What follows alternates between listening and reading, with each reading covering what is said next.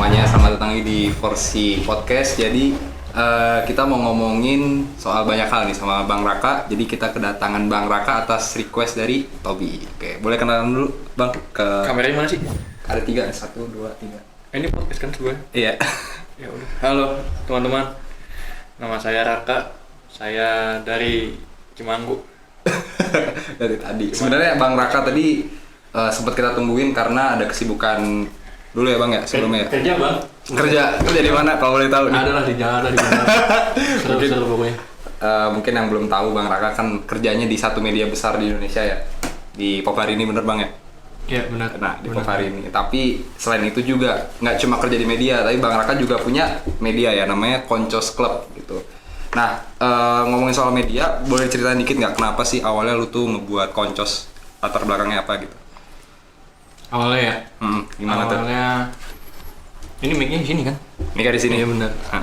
Awalnya karena gue senang nonton musik. Oke. Gue senang nonton musik, tapi Nonton musik apa denger musik tuh? dua-duanya pada akhirnya. Oke.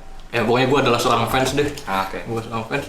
Tapi makin gue kuliah makin lama itu budget untuk entertainmentnya makin sedikit. Gue udah nggak bisa sesompral gue awal-awal, jadi gue mesti cari cara akal-akalan biar bisa tetap nonton konser. Dengan budget yang ngepas. Ya udah gue akal-akalan si miskin, gue bikin media dengan harapan gue bisa datang ke sebuah acara dengan gratis. Timbal baliknya outputnya ya gue ngasih liputan segala macam. Awalnya standarnya gitu aja sih. Dan semua berjalan normal lah ya, alhamdulillah lancar gitu. Dibilang normal juga enggak, karena pas awal gue lebih ke gue mulai dulu terus ke depannya ntar aja gitu. Gue bukan yang mikir jangka panjang. Gue dulu tuh cuman kayak ya udah bikin dulu aja konten seadanya, terus nanti kalau misalnya di tengah-tengah ada apa gitu baru bisa jalan lagi. Makanya akhirnya ada yang gue sendiri, gue berdua sama Gifar, terus lanjut lagi berempat, berenam, berlapan.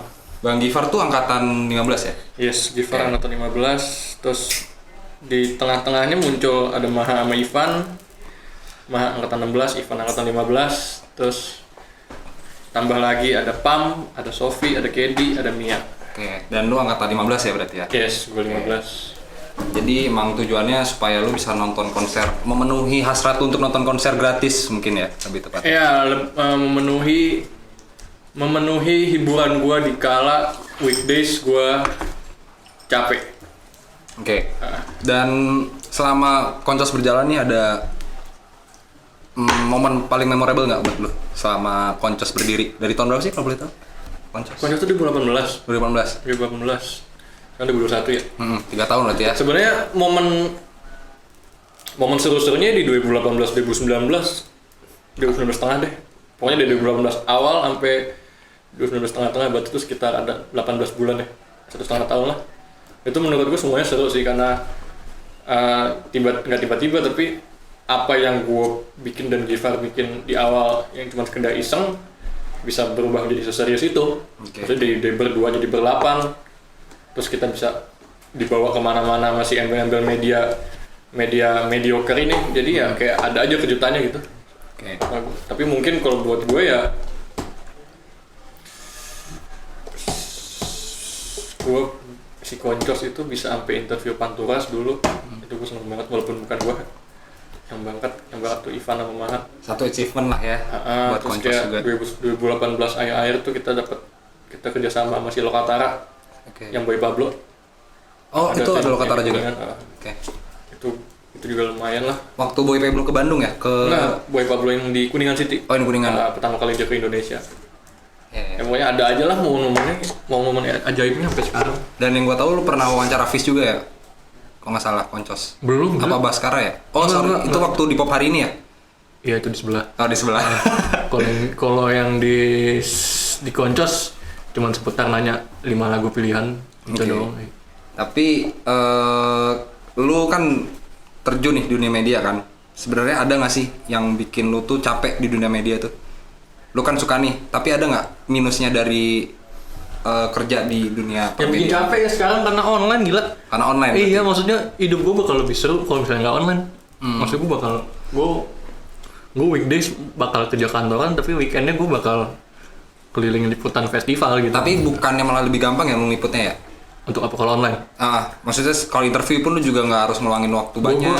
Gue termasuk orang yang mendewakan komunikasi secara fisik gitu. Gitu. Gue nggak terlalu suka sama yang online. Maksudnya ya kan kalau misalnya lu ngomong sama orang secara fisik offline gitu kan lu nggak ada hambatan lain kan, paling motor lewat, mobil lewat. Tapi kalau misalnya online kayak ada faktor-faktor internet lemot, yang gitu-gitu. Banyak teknis ya. Kamera lu jelek, Ya, gitu-gitu. Teknisnya nggak terlalu enak lah. Dan online pun juga banyak uang yang lu keluarin, tapi outputnya juga nggak sebagus ketika lu offline lah ya, nggak sepadan gitu mungkin. Ya sih, walaupun uang juga sebenarnya bukan masalah banget sekarang. Maksudnya ya udahlah, uang mah comes and go. Oke. Terus soal media ya, kalau lu suruh pilih nih, lu bakal memilih sebelah atau yang lu bangun? Gue milih konsisten di dua-duanya aja sih. Konsisten dua-duanya aja, lu nggak bisa milih ya dari dua pertimbangan itu ya? Abisnya gue bisa di sebelah juga karena yang di sebelah, ngerti lu? Oh iya, saling mutualisme lah ya. Pintunya dibuka yang ini gitu. Ada aja lah jalannya. Iya ya. Tapi di pekerjaan lu sekarang nih di PHI ya, kalau gue sebut merek di PHI, ada nggak ilmu selama lu di Konsos yang lu bawa ke PHI? Sekarang kebalikan sih. Oh iya, kebalikan. Iya. Jadi apa yang gue dapet di sebelah, gue bawa ke sebelah. Gitu. Dari P ke K berarti ya? Yes, tapi yang gue bawa dari K ke P, nggak dari K juga sih, tapi kayak kayaknya kuliah kali ya. Iya, kuliah. Yang gue bawa di kuliah, salah satu yang gue bersyukur juga sih, karena gue nongkrong. Oke. Karena gue tidak di situ-situ aja, gue nggak temen gue. Maksudnya gue berteman nggak cuma di lingkaran yang itu aja, tapi gue ternyata setelah gue ingat juga, gue selama kuliah gue berteman gitu, gue berjejaring, gue latihan ngobrol sama orang, misalnya gue bisa ngobrol sama anak pang, tapi gue bisa ngobrol sama orang kaya yang kaya banget gitu, jadi ternyata sampai sekarang kepake komunikasi, gue tahu cara bersikap, walaupun nggak juga sih sebenarnya, tapi ya gue cara komunikasi sih itu yang lumayan kepake. Itu mungkin juga salah satu bukan benefit, hal positif kalau lu bisa kuliah, lu dapat kesempatan untuk kuliah ya, selain dengan ilmu akademis ya lu juga harus balance lah ya. Ya istilah kasarnya nongkrong lah. Kan lu kerja di media ya, yang menurut gua pribadi nih kayak nggak umum untuk semua orang gitu. Karena benar-benar segmented banget orang yang mendalami musik dan kerja di bidang musik itu kan menurut gua masih belum banyak ya, belum jadi pekerjaan yang umum gitu. Tapi dari pihak keluarga atau teman mendukung nggak kalau lu kerja di bidang media gitu? Biasanya kan orang tua biasanya mau korporat, PNS gitu biasanya. Gue pada akhirnya ini jadi korporat juga sih. Iya, gue pulang malam mulu. Cuma mungkin kerjaannya lebih selaras sama hobi lo kali ya, apa yang lo suka gitu. So far sih rumah ya as long as gue udah punya pendapatan sendiri, gue nggak cuma nganggur doang ya, mereka oke aja sih, fine aja. Nggak melulu nuntut. Nggak berharap lebih lah ya. Ya dengan gue kuliah di Telkom juga itu udah menunjukkan bahwa mereka nggak apa-apa ke gue gitu. Iya.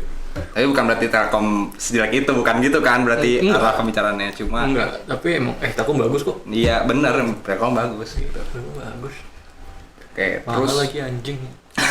Iya anjing, mahal banget. Iya. Oke, tapi lu so far ya seneng sama dunia pekerjaan lu ini lah ya?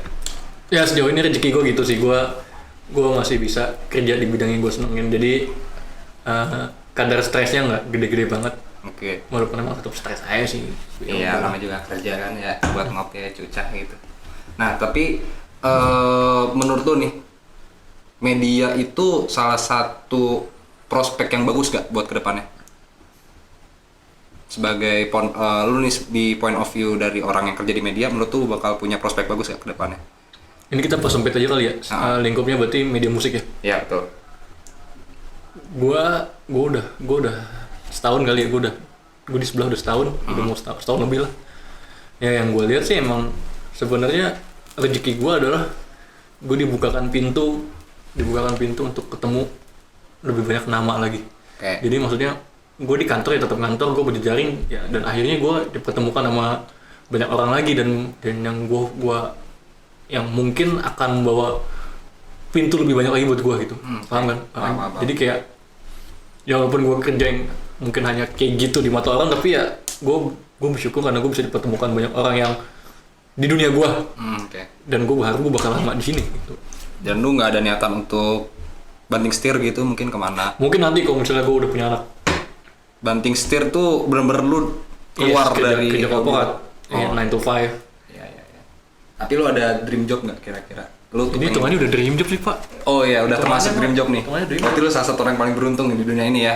Lu lulus kuliah mungkin langsung ya. Iya, kerja. gue kuliah lama.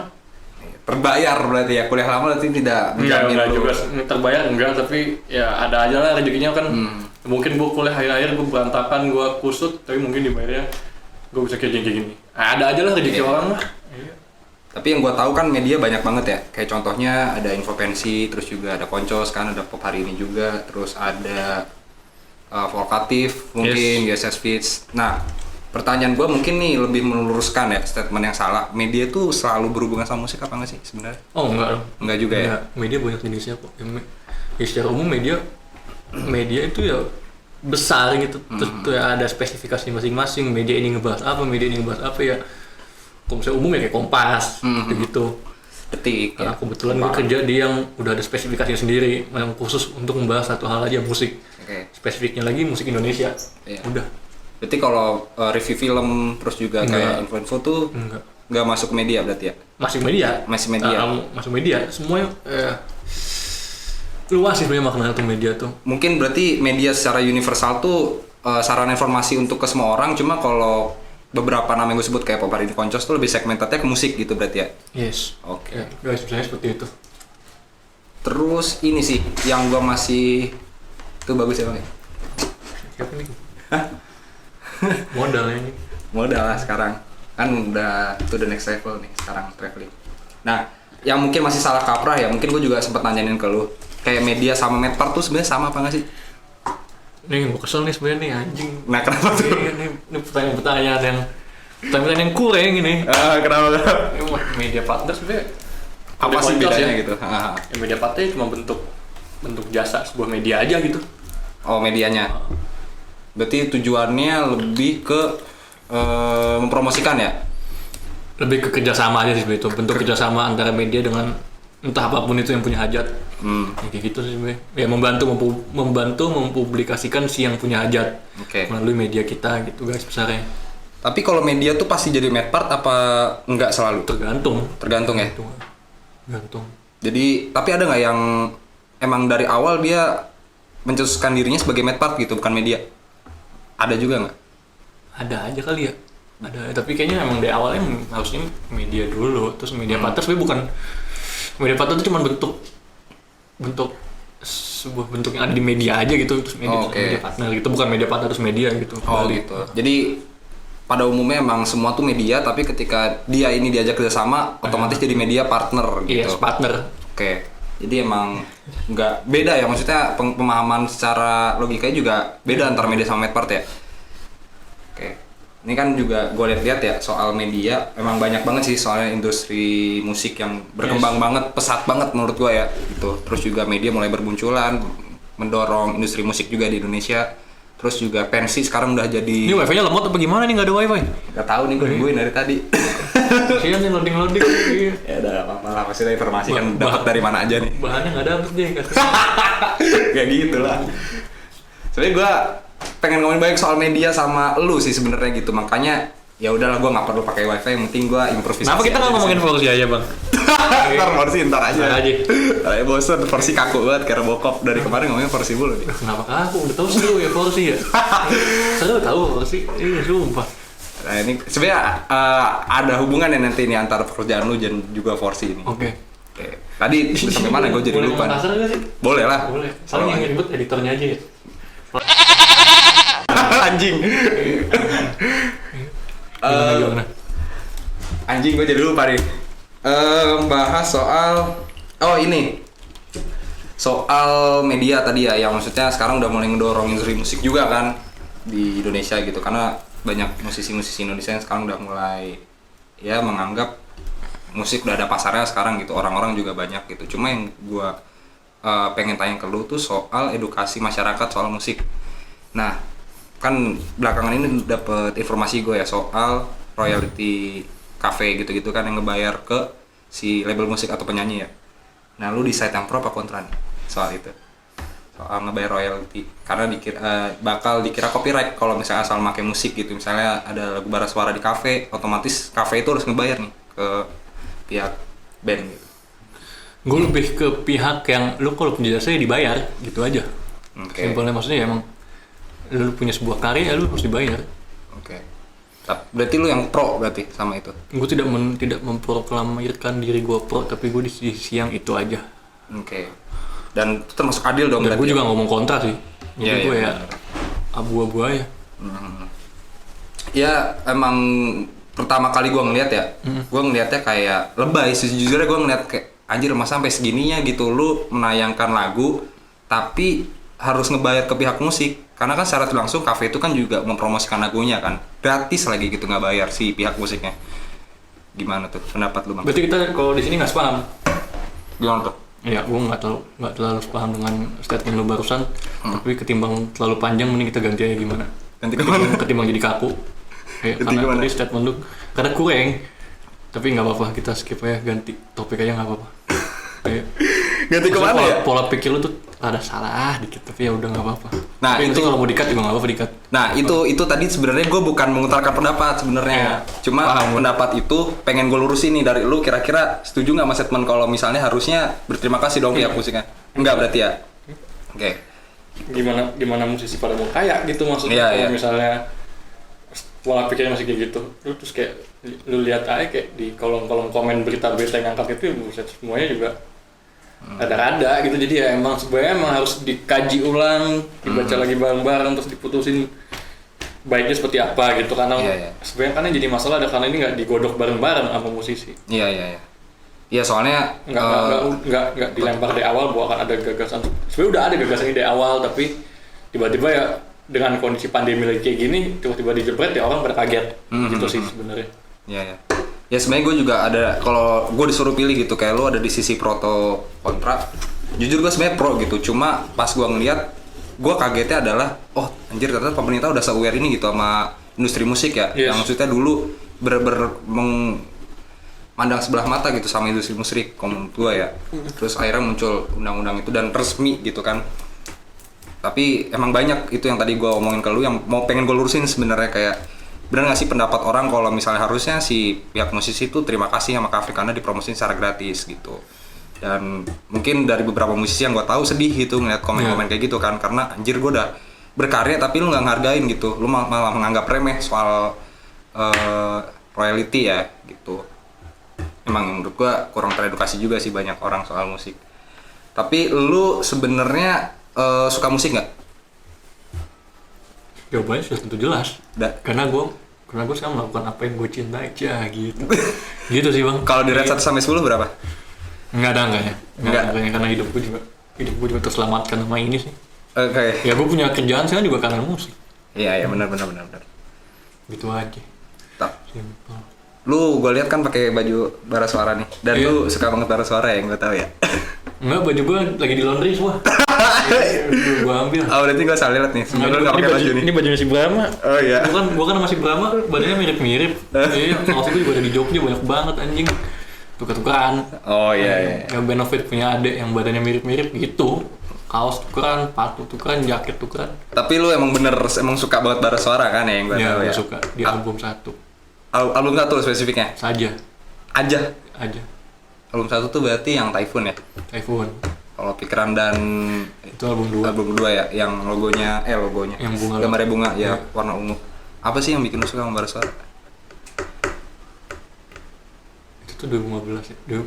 Album Typhoon itu 2015. 15-16. Pas gue masuk kuliah.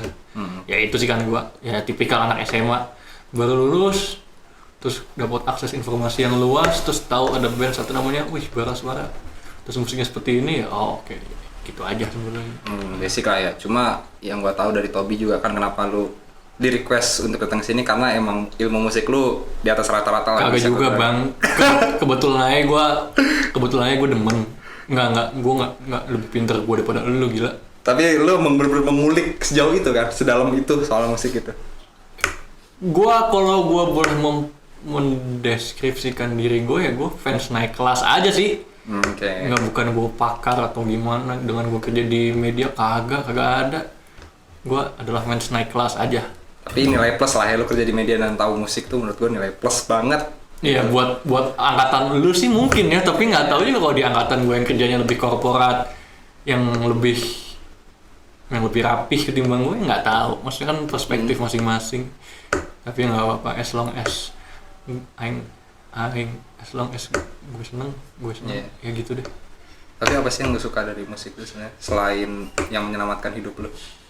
Variabel. Karena nggak beres-beres, itu aja sih. Oh, Maksudnya akan ada aja band baru dengan membawa aliran seperti ini, terus akan ada aja sebuah konser yang di luar nalar, akan ada aja sebuah berita yang kayak gini, banyak banget pokoknya aspeknya gitu. Oke. Yang itu yang bikin gue seneng, kayak kalau misalnya kayak kemarin sebelum pandemi gitu, gue motret kayak seminggu sekali, seminggu 2 kali ada aja sebuah panggung yang nggak biasa gitu. Yang biasa aja juga ada sih, tapi kayak banyak banget yang buat gue ini di luar nalar aja gitu. Dan itu menyenangkan, karena kalau gue motret ya itu nggak akan keulang sih. Makanya gue motret. Itu mungkin harus alasan kenapa gue motret, karena gue tahu ini kalau misalnya gue cuma nonton doang dan gue cuma pakai mata gue doang dan gue cerita kayak kurang. Iya. Jadi gue mengupayakan apa yang bisa gue ceritain dari pengalaman gue nonton konser dengan media yang lain, motret. Memang banyak surprise lah ya di. Ada aja kejutan mah. Iya. Kayak gue pernah 2019 awal itu, 2019 nggak ya? Ya 2019 ada band Bogor namanya Belantara. Dia bikin showcase di Underpass Tugu Kujang. Underpass Tugu Kujang. Yes. Di mana tuh? Underpass Tugu Kujang. Lo aja nggak tahu kan ada Underpass. Oh iya tahu gua. Yang di samping ya? Iya. Di bawahnya sih. Iya tahu. Itu bener, itu salah satu yang berkesan buat gue tuh di 2019. Gue datang ke situ, gue nonton. Gratis tuh? Gratis. Oh iya. Gratis. Tapi bener-bener yang gue nggak pernah kebayang bahwa Underpass Tugu Kujang tuh bisa dijadiin lokasi acara. Iya, itu gila bener. sih. Itu terus apa lagi? Udah sih banyak banget lah. Pokoknya di Instagram gue tuh semua tuh. Lu cuma tadi yang gue denger lu motret ya, berarti emang lu secara spesifiknya motret aja gitu? Ya awalnya gue motret. Oke. Awalnya gue motret. Nulis ya setengah-setengah lah, maksudnya nggak terlalu gue seriusin dulu. Motret berarti lu alat musik gitu enggak? Enggak, gue nggak bisa main alat musik sama sekali. Oh iya. Itu salah satu yang kenapa gue masih pengen kekeh di musik, karena gue tapi pengen banget ngeband, gue pengen banget bisa instrumen, tapi karena gue emang nggak bisa, jadi gue mencoba untuk jalur lain yang berarti belakang panggung. Oke. Yang bisa gue bantu belakang panggung. Gue motret, gue pernah jadi road manager, gue pernah angkat kabel, gue juga pernah tuh dulu. Terus, ya sekarang karena kebetulan gue sekarang nulis ya, gue sekarang membantu teman-teman gue yang ngeband ya, salah satunya gue nulisin press release mereka. Oke. Itu sih. Berarti lu emang secinta itu musik, dan gimana caranya gue bisa survive di dunia musik tanpa bisa main alat musik? Akhirnya lu lari. Bukan survive, tapi gue sebisa mungkin gue pengen banget gue ada di musik, di dunia musik, walaupun gue nggak bisa main musik. Nyanyi lu nggak bisa? Males banget bang. Tapi kalau gue ngeband punk sih aman-aman aja ya. Berarti ini mungkin satu pemikiran yang salah ya. Ketika lu mau ada di dunia musik itu nggak selalu lu harus bisa alat musik dan lu nggak harus bisa nyanyi. Ini lebih ke ini sih. Semuanya pengen jadi anak band. Iya benar. Tapi kan band nggak bisa jalan kalau nggak ada orang-orang belakang panggung. Benar. Manajer, road manager, fotografer, soundman, teknisi gitar, teknisi drum, pokoknya banyak aspek. Itu nggak melulu mesti di panggung, di belakang panggung pun jasa lu gede. Bahkan kayak level Isa Hening sekarang visual apalah itu namanya, visual joki apa itu yang maksudnya yang lu ngurusin visual panggung juga itu kan materi visual yang di belakang itu kan ya? Ya kayak band idola lu kan visualnya bagus banget tuh. Itu buat gue bagus. Band idola tahu dong. Iya. Maksudnya ya banyak aspek yang bisa dilakukan sekarang, nggak cuma lu ngeband. Iya. Tapi gimana, maksudnya lu bisa ngasih tahu nggak gimana caranya skill lu di foto itu bisa diterima di dunia musik gitu? Kan itu adalah apa ya, job desk yang segmented banget. Lu bakal dinilai lu anak musik ketika lu ya pada umumnya lu bisa alat musik. Konsisten. Kayaknya itu sih. Gue bisa ngomong konsisten karena gue terus-terusan gue nggak berhenti gitu. Dan sejujurnya belum ada yang bikin gue berhenti. Nggak sih, pandemi bikin gue berhenti motret sebenarnya. Gue udah pandemi, terus gue udah nggak punya kamera. Itu yang setahun kemarin gue sempat berhenti, ya itu sedihnya di situ. Tapi kebetulan dibukain pintunya lagi di musik ya, gue nulis sekarang. Oh nulis. Jadi motret yang stop, gue nulis sekarang. Kalau di musik apa yang bisa lu tulis? Banyak berita musik semua itu. Oke. Maksudnya ada aja gitu, kayak misalnya Kayak misalnya The Kuda rilis video klip, ya itu kan mesti ada beritanya, bisa banyak banget. Suka gue sama orang so pinter, sumpah. Lu bakal nge-treat anak lu yang sama? Kalau punya anak, kalau gue nikah, nggak tahu gue mau ngapain. Yang pertama tangan gua, yang kedua paha gua, yang ketiga paha kiri gua, yang keempat kan gua. Dia parkir motor di asrama, terus dia ngajak anak-anak yang di asrama buat makan sama dia bang, terus dia ikut jalan bareng. Sebenarnya hal-hal simpel gitu, tapi buat gua kena. Gua galau sholat gila, Anjing. Banget. Giddy up, giddy up, giddy up, giddy up, giddy up, giddy up, giddy up. I got horses in the back, trunk